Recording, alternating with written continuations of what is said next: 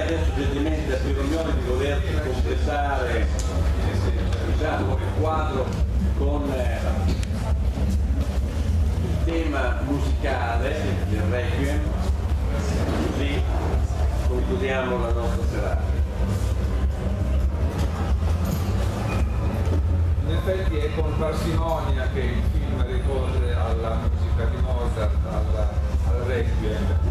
E credo che per provare a capire questa presenza, intanto bisognerebbe avere delle conoscenze che io come storico della musica non ho. Probabilmente nel corso della sua vita, nei suoi epistolari e così via, Pasolini ha anche motivato questa scelta. Il fatto è che direi che ce n'è tanti, quindi è abbastanza curioso, abbastanza interessante vedere un po' questa storia del Requiem, in particolare la genesi del Requiem di Mozart, e provare soltanto a capire come mai in questo contesto Pasolini abbia scelto Mozart. In realtà si usa dire Requiem di Mozart, ma non è mica vero, perlomeno non è vero del tutto. È un lavoro piuttosto abbondante dal punto di vista musicale, che di mozartiano ha nemmeno una metà. È un pezzo di musica sacra che comprende molti sottopezzi, come dire, si comincia con un introito, poi c'è il Kyrie, poi c'è la lunga sequenza divisa in 6 parti, poi c'è l'offertorio, Sanctus et Benedictus, Agnus Dei, comunio finale, quindi sono molte parti, alcune di queste sono a loro volta suddivise in altre parti. Di assolutamente, totalmente mozartiano c'è soltanto il primo pezzo, quello che in effetti si sente più frequentemente e che probabilmente è il più bello. Per cercare di capire perché la condizione sia questa, credo che possa essere utile riandare agli ultimi momenti della vita di Mozart. Mozart era nato nel 1756 e sarebbe mancato 35enne nel 91. Proprio nel 91, un anno abbastanza felice della sua vita, nel senso che stava recuperando da certi disagi che aveva patito, Mozart compone e rappresenta 2 opere teatrali, la Clemenza di Tito e il Flauto Magico, che tra l'altro andrà in scena al Comunale tra qualche settimana. Compone anche dei concerti, compone della musica sacra, un pezzo brevissimo di musica sacra, Ave Verum Corpus, che è una bellezza sconvolgente, anche se dura pochi minuti. E dalla biografia che possiamo conoscere, in maniera piuttosto confusa, risulta che quell'estate del 91 Mozart abbia ricevuto una strana visita di un tale, un certo Pons de Balsegg, il quale era abbastanza abbiente, amava la musica, ne componeva anche lui di musica e però ogni tanto ne comperava e quindi, essendogli mancata da qualche tempo la mogliettina, pensò di comperare un requiem da fare eseguire quando gli sarebbe fatto comodo nel giro di qualche tempo. Non era lui che si presentò direttamente a Mozart, mandò un emissario il quale disse: ti darò questi denari, tu comporrai questo requiem, e i denari non erano nemmeno pochi, però non devi né ritenere che questo sia lavoro tuo né indagare mai chi sia la persona che te lo commissiona. Tutto ciò oggi ci sembra davvero assurdo, ma non era assurdo allora. La musica su commissione, anche abbastanza segreta, effettivamente era piuttosto frequente. Sta di fatto che Mozart si mette a comporre questo lavoro disponendo di un testo plurisecolare, tempo permettendo dopo qualcosa posso provare a riassumere su queste parole importanti del Requiem. Ma poi Mozart muore, il 5 dicembre dello stesso anno Mozart muore. L'opera rimane vistosamente incompiuta. A questo punto l'unica via per cercare di capire cosa possa essere successo sono le memorie, ma non della moglie, la vedova Costanza Weber, bensì del secondo marito di Costanza. Molto tempo dopo, qualche tempo dopo, questa donna si sposò di nuovo e capitò che il secondo marito fosse più affezionato al primo marito che non lei stessa, e quindi le chiedesse ripetutamente notizie di Mozart, ben sapendo che fosse il personaggio. Lei alcune cose, anzi parecchie cose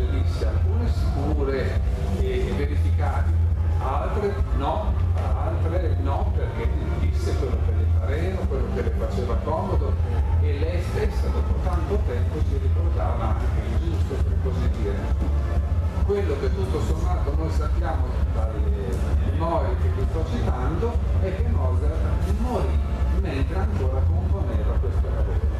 Ultimamente si è invece scoperto che probabilmente Mozart aveva smesso già da un bel po' di tempo.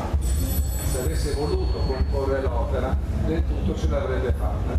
A un certo punto si era stancato, le ragioni possono essere tante, era pieno di commissioni, aveva molti lavori da fare, probabilmente si stava anche un po' seccando del fatto che dalla sua mente uscisse una musica effettivamente di tanto valore, destinata forse all'anonimato. Questa ipotesi è stata un po' confortata da una lettera però di moltissimo tempo dopo da un certo oboista che ne aveva avuto notizia pari pari. Non è molto importante questo, l'importante è che Mozart compose per il suo pugno soli, coro e orchestra soltanto questa parte iniziale, l'introito che dice appunto Requiem aeternam. Per fortuna poi allora la commissione delle composizioni viaggiavano con determinati criteri, nel senso che si poteva anche qualche parte non ancora comporla assolutamente, ma qualche parte comporla parzialmente, fino a un certo punto, fino all'ottava battuta del Lacrimosa, che è l'ultima parte della sequenza. Noi sappiamo che Mozart compose quelle che si chiamavano allora particelle. Particelle voleva dire che in un ambito musicale dove c'è una parte importante che è la melodia, quella che tutti recepiamo quando ascoltiamo qualunque musica, ma c'è anche tutto il resto, l'orchestra, gli altri strumenti, le altre voci e così via. In questo caso Mozart si era limitato a scrivere la melodia e per quanto riguarda tutto il resto, che spesso è piuttosto corposo, aveva lasciato dei suggerimenti, tipo qui vorrei il violino, qui vorrei i corni, con soltanto una nota per volta, e tu potete immaginare come in musica una nota da sola nell'accompagnamento non abbia senso, bisogna che una nota diventi un accordo, diventi qualcos'altro, l'avrebbe fatto se fosse vissuto, se avesse voluto. Il fatto è che questa vedovella, quando il marito morì, capì che se non consegnava il Requiem intero, i soldini non sarebbero mica arrivati. E allora consultò alcuni fedeli allievi del maestro, i quali accettarono di finire l'opera. E quindi dove c'erano queste particelle, come vi dicevo, gli allievi, in particolare un certo Süssmayr, che era allievo molto devoto e anche abbastanza dotato, lì intervennero e completarono l'opera. Certo, nella quasi seconda metà, Sanctus, Benedictus, come vi dicevo, Agnus Dei e Communio, in queste parti non c'era assolutamente nulla di mozartiano. Süssmayr allora qualcosa inventò, ma con una certa sagacia cercò di recuperare frammenti mozartiani delle parti precedenti e riuscì a comporre qualche cosa che sicuramente dal punto di vista estetico è imparagonabile con il resto, però che la critica più avveduta considera una specie di falso d'autore, cioè qualche cosa che non è d'autore, ahimè, lo sappiamo, però è stato costruito con una tale devozione, una tale conoscenza del messaggio di Mozart e così via, che tutto sommato una sua vendibilità ce l'ha. Quando noi oggi ascoltiamo questo lavoro possiamo anche essere sorpresi del fatto che sto raccontando, sicuramente parte sapete, che quasi metà della composizione è di Mozart, ma credo che questo ci possa aiutare, almeno in parte, a capire, perlomeno a ipotizzare, poi bisognerà che ci siano, come dire, i conoscitori dell'epistolario di Pasolini per farmi capire a fondo questo fenomeno, perché appunto la scelta si è caduta in questo contesto.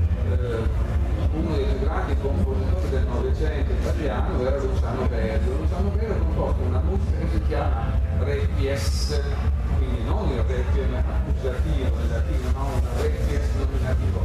Ve lo cito perché evidentemente questa preghiera ha avuto una storia sterminata, una delle più grandi composizioni importanti sul Requiem, il Requiem, il War Requiem, il Requiem di guerra, di Benjamin Britten, un grandissimo compositore inglese, il quale ha composto cose enormi, rispettando regolarmente tutte le parti tradizionali del Requiem in latino, inframmezzandole con delle poesie terribili, peraltro terribili come messaggio, voglio dire, di un poeta inglese, Owen, che aveva combattuto poco più che ventenne durante la prima guerra mondiale ed era morto in guerra.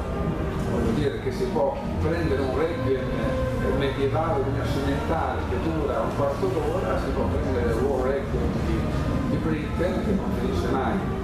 In realtà quando si dice requiem in latino si allude primeramente a una preghiera brevissima, l'Eterno riposo, che tutti conosciamo, volenti o nolenti, sia in latino che in italiano, che risalirebbe per la verità a un Vangelo apocrifo.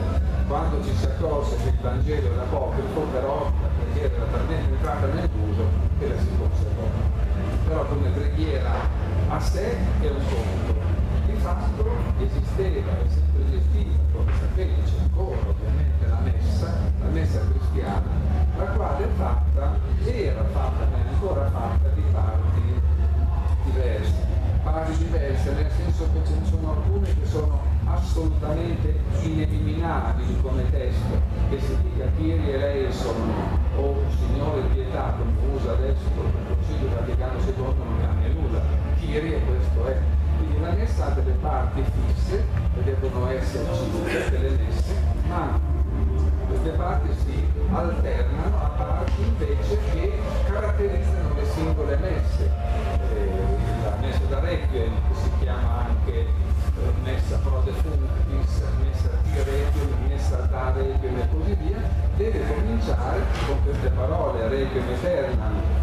Se vi capitasse di ascoltare la messa di Natale, chiaro, si può immaginare un introito che comincia così.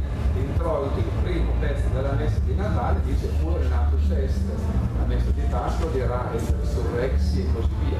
Quindi dovete proprio immaginare questa alternanza di parti regolamentari come testo ineliminabili, basta che manchi il Kyrie o il comunio, la messa salta, smette di avere una valenza liturgica, si intende.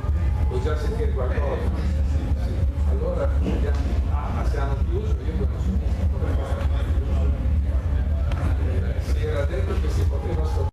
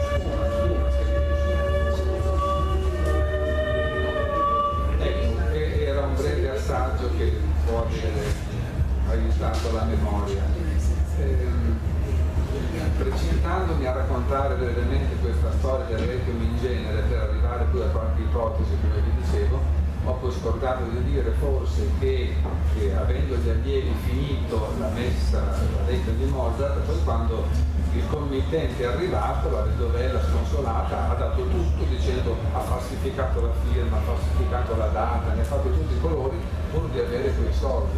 E pian piano poi nel tempo le cose si sono almeno in parte chiarite, non se lui sia morto lavorando più o meno.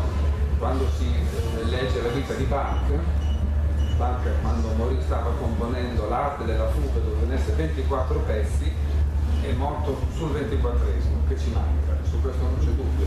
Ma quando si parla per esempio dell'incompiuta di Schubert, per quanto molto giovane ha avuto 6 anni per finire l'incompiuta, se non l'ha finita vuol dire che non voleva nemmeno pensarci, non solo, essendo l'incompiuta la sua penultima sinfonia, dopo ne ha composto un'altra che si chiama La Grande, quindi non c'era nessunissima intenzione di recuperare dal cassetto incompiuta. Per tornare allora a questo discorso che vi facevo dell'incrocio delle parti della messa, c'è una parte centrale che si chiama sequenza ed è una parte che ha un'origine effettivamente piuttosto complessa, però sappiamo che verso il XIII secolo, cioè nel 200, si inserì circa appunto a metà della messa questa parte importante che si chiama Iesire, Iesilla, che consta di diverse sottosezioni, cioè da ricordare Confutatis Maledictis, Rex Tremende Maiestatis, Tuba Mirum, con il Lacrimosa che è il pezzo finale, che è di una bellezza sconvolgente. Il fatto è che, lo sappiamo, la mano di Mozart finisce soltanto all'ottava battuta, ma in 8 battute Mozart riesce a impostare questo lavoro. Questo Requiem di Mozart è datato all'anno della morte, 1791, e secondo la critica ha questa funzione. Ha una funzione speciale, nel senso che può essere considerato una specie di crinale, di punto di arrivo e anche di punto di partenza tra due concezioni diverse, non tanto del Requiem in sé, quanto della musica in genere. Fino a quel momento, il discorso ci porterebbe lontano, non possiamo ora farlo, ma fino a quel momento la musica, fino a metà Settecento, quando comincia a nascere il concetto di estetica musicale, potremmo dire, generalizzando molto, che la musica era un po' tutto uguale. L'idea dell'ispirazione personale, l'idea della comunicazione sentimentale, tutto ciò mancava. È un'idea molto romantica questa, per cui la musica è esplosiva, comunicativa, memorabile, proprio come un possesso eterno, come dire. Per cui tutti i requiem che c'erano prima erano meravigliosi dal punto di vista strettamente tecnico, grande polifonia, perfezione delle parti, assoluto rispetto della liturgia, era tutto materiale nato per la liturgia, perché dovesse essere un ornamento del rito. Non c'era assolutamente l'idea che noi abbiamo oggi del concerto, andiamo ad ascoltare questa cosa perché è bella, perché ci piace, perché la conosciamo. Era in funzione del rito, quindi aveva un po' questo dovere di assoluta astrattezza. Le cose cambiano nel tardo Settecento, nel primo Ottocento. Basterebbe che ascoltassimo il Requiem di Verdi, composto in memoria di Manzoni, per vedere tutt'altra cosa, è un personalismo, una drammaticità sconvolgente addirittura, qualche cosa di assolutamente moderno, romantico, apocalittico, tutto quello che vogliamo, con un'orchestra molto forte, molto potente, con una prevalenza del modo minore, con un che di pessimistico che è veramente atto, come dire, quasi a sconvolgerci. Io mi pongo questo problema, credo che Pasolini amasse molto la musica, perché ha scelto non il Requiem, non so, del 5-600 polifonico così bello astratto come vi dicevo, perché non ha scelto quello di Verdi, che è una bellezza incredibile, ma c'è il Dolces Requiem di Brahms che è splendido, abbiamo dei Requiem anche di compositori italiani, di notevole levatore dell'epoca. È possibile che in questo lavoro lui abbia proprio visto quel crinale che provava a dirvi prima, un'opera che è ancora molto liturgica, cioè abbastanza, anzi molto astratta per certi aspetti, molto simmetrica, molto composta, insomma un'opera classica, però un po' venata di questi elementi di sensibilità, di modernità, venata direi quanto basta. Credo, ma qui magari posso essere anche facilmente contraddetto da chi se ne intende, che tutto ciò si possa anche un po' paragonare alla scelta del personaggio principale, che è stato detto personaggio angelico. Io non intendo di tutto ciò, però lo vedo anche un pochettino demoniaco, il personaggio dell'angelo. Lo vedo a volte apollineo, a volte dionisiaco. Ecco, in questo personaggio così astratto, così misterioso, anche sebbene si sia parlato prima ed è evidente che ci siano questi rapporti fisici con tutti i personaggi, mi sembra che sia una figura maschile, quella di Terence Stamp, non posso dire effeminata, ma insomma quasi felica, ecco, cioè di un uomo quasi ancora adolescente, che non dà l'idea dell'uomo, come dire, fisicamente maturo. Oggi forse un regista più volgare avrebbe preso un atleta a fare questo personaggio, non un personaggio di questo genere. Mi piace immaginare che la scelta di l'idea di questo personaggio e la scelta dell'attore possa essere parallela a quella di una musica che ha questa caratteristica, quando vuole già abbastanza sensibile e affettuosa, ma in fondo anche molto astratta e molto all'antica, direi. Credo che mai avrebbe deciso di optare per Verdi, che sicuramente conosceva.